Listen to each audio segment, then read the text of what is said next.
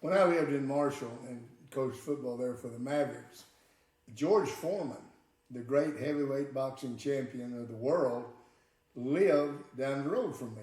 And I used to get him to come and talk to our players.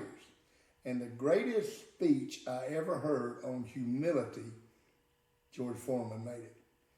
We had had a really good year, and we were like 13-1, and George Foreman came and talked to our kids before the summer began. And George talked about when he went to Africa to fight Muhammad Ali. And he said that when he fought Joe Frazier, he was scared to death, and he worked out every day, and he ate the right food, and he stayed away from everybody. He just worked and worked and worked, and there was nobody but he and the trainer. When he went to Africa to fight Muhammad Ali, he said he had all these friends with him. And every day he would go to work out, they would tell him, "You don't need to work out, George. You're the greatest.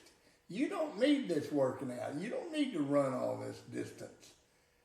He said when he fought Ali, he didn't lose the fight.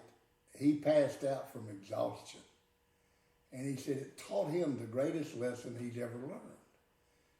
You either are humble or you're humiliated. Humility comes before greatness.